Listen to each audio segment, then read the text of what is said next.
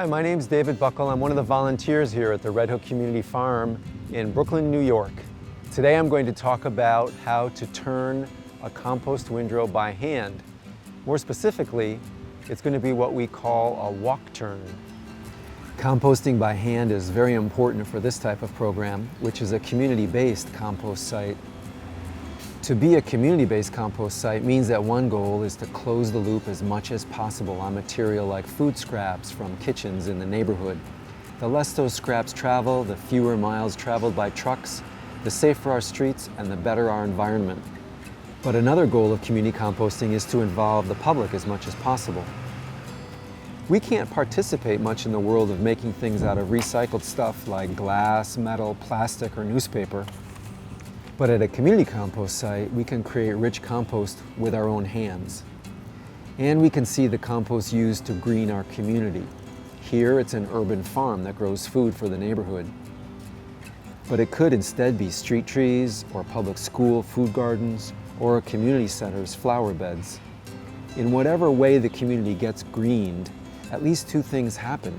One, neighbors better connect to improving the environment, and two, neighbors work together to build their community. So community composting is about doing things that put a priority on people and on the environment. So the more we compost by hand, the more our actions match our words. The more machines at a site, the fewer people doing the work. And the more those machines use non-renewable energy like gasoline or oil, the harder on the environment. Using human power means more people and less harm to the environment. In addition, it means that community composting can be replicated in more neighborhoods because it doesn't cost so much. So I showed a picture of our work to a salesman who sells equipment to aerate compost, and he said it seemed sad to see so many people doing such hard work. So many people? That's the point! Having a lot of people working together is the point, but it is true that it's hard work. Volunteers in the community also have other jobs, even if composting is better than paying for a gym membership, because we get exercise while serving a good cause.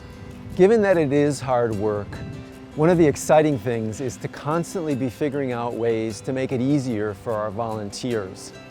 Now we're ready to talk about how to walk turn a windrow. It's easy to explain a walk turn because we tell volunteers to imagine the windrow looking a lot like it does at the beginning, except moved in one direction about 15 feet or so and standing a bit taller. To help with motivation, we also explain the importance of each toss of the pitchfork or shovel because of the oxygen molecules attaching to the material. We can't get into more compost science in this video, but there are great materials on the internet, and we'll add a web link at the end. Turning a windrow by walking the material is efficient because there are two basic motions, one toss of the pitchfork and one toss of the shovel. If instead we have to move the material by a wheelbarrow, there are a lot more steps. Into the wheelbarrow, walk the wheelbarrow, dump the wheelbarrow, and then sculpt the material into a windrow. Sometimes we have no choice but to roll a windrow, but walking it is better for the goal of making things easier and more efficient for our volunteers. This information can really help with planning a community compost site because if it's possible, it may be best to set up a pipeline with windrows flowing gradually from one end to the other end of the site, and some adjustments here and there to account for particular windrows' need for more turns. For example, a freshly built windrow might get turned back and forth in one place for a bit before it moves deeper into the pipeline because it has a need for more turning at its young age. The walk turn has several teams of people: the pitchforkers, the shovelers, the trimmers, and when necessary, the sealers. The seal is necessary when the windrow still has raw food scraps visible in it. We show you the sealers in another video because there's already so much to show you in this one. With a big enough team, there are two pitchforkers, one on each side of the windrow. Their goal is to loosen the material for the shovelers, partly so the shovelers do not slow down the team by pausing to loosen the material themselves. Remember, when people are volunteering their time, you look for efficiencies so work can get done soon enough for volunteers to stay happy. So the pitchforkers make sure they stay out of the way of the shovelers, tossing the material in the direction of the shovelers without hitting them, and doing it in a way that means they only touch any bit of material just once. Again, we're looking for efficiency. That means they start at the very bottom and plow a road through to the middle. That loosens every bit with only one touch on each bit. When they start to plow the next road, at some point they may pull off the material higher up to make it easier, taking care to toss it to the shovelers. Then there's the shoveling team. They are also split into two sides. Their method is a spin cycle, so they do not get in each other's way or whack each other with shovels. They get a shovelful, turn inward, walk and toss the material, and then turn outward to return for another shovelful. The toss focuses on one point at the beginning, the top of the teepee that is the first phase for building the new windrow. Once the teepee has reached the height we want for the windrow, then the shovelers start to toss a few inches short of the tip, so a ridge line starts to form. For the most effective composting, the ridge line has to be the same height for the entire length of the windrow, and that brings us to the trimmer. There's at least one trimmer, maybe two depending on the size of the team.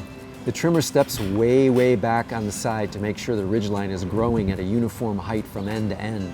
But the trimmer also steps way back from the end to make sure the windrow is growing in a straight line rather than veering one way or the other. When a trimmer does have to fix a ridge line, that's another time when you're going to think about efficiency and about how to make things easier for your volunteers. To find the efficiency here, we go back to the goal of the task. The big goal is to move and aerate the material. So do the fix with a toss of material where possible, and you kill two birds with one stone. You move material and you get a fix. But there are times when the trimmer has to just move things into place, and part of the art is to do it with the least amount of moving, so the trimmer can get back to his or her other job. The trimmer's other job is about what rolls off the newly forming windrow. Larger material and material that needs a smash or a chop, like avocado pits, roll down when the shovelers toss.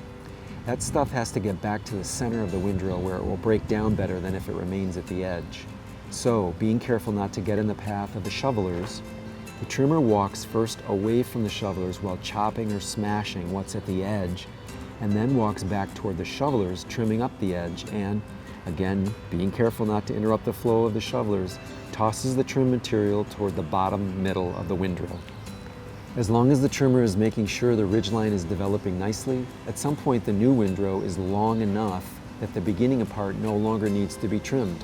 That's important as a time saver too, because the less you have to do things over, the more time you save your volunteers. The happier your volunteers are, the more they'll come back and the more community building you'll be able to do. Be thinking about other motivational factors too. For example, during the turn, look for opportunities to explain more about what is going on, like spotting the things that take longer to break down. Or have a list in your head of things to talk about, like how windrowing is different depending on the season, or how compost tea fits into the bigger picture. There's one job that is shared by all teams, and that is pulling out inorganic material commonly with fresh produce. Rubber bands, twist ties, plastic bits, bags, etc. But how about those little oval labels that mark things like organic produce? On the theme of efficiency, it's asking too much of the volunteers to pick out those stuck-on labels, so we wait on that until later in the process when we sift, because then labels have fallen off and are at that time most efficiently plucked out. Keep an eye peeled for things that challenge the volunteers. For example, if volunteers have spilled material that they now walk on, that's not too pleasant, so explain how the spin cycle can adjust to clean that up. Or a shoveler may be struggling for some reason, so you can quietly ask if they'd like to help trim or maybe start tucking in the back part of the new windrow where no material will be rolling down. At the very end of the walk turn, the trim to the center no longer works because there is no more material to cover up the large raw stuff.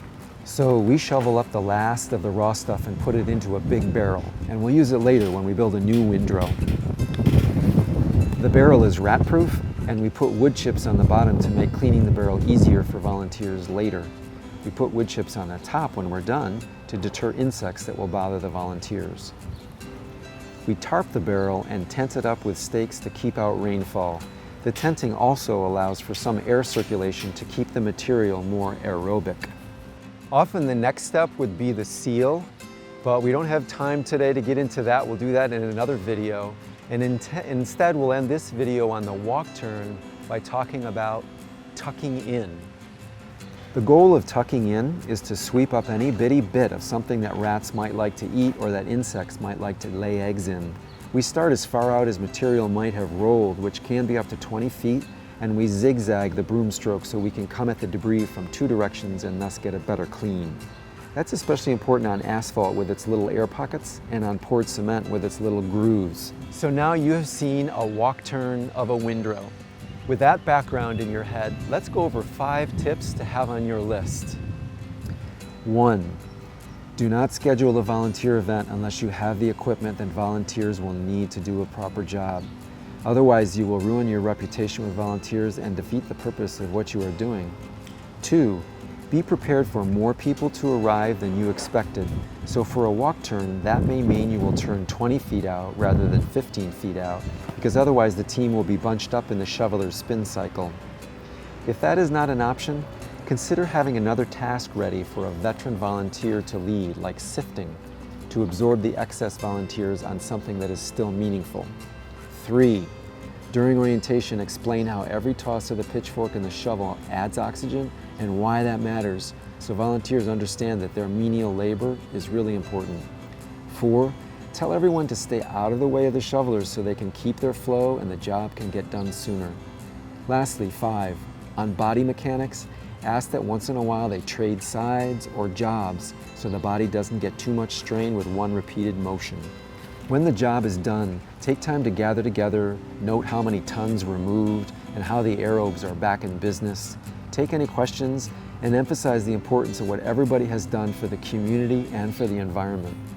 That's how they do a walk turn of a windrow at the Red Hook Community Farm. By focusing on doing the work by hand, the program is the largest compost program in New York City that is run entirely on sustainable resources, either solar power or human power. Fewer machines means more people, and more people means a stronger community and a better environment. It's not easy, but community composting is well worth doing. So let's keep looking for ways to make it easier for our volunteers. Thanks for listening, and here's a web link for you to find more resources.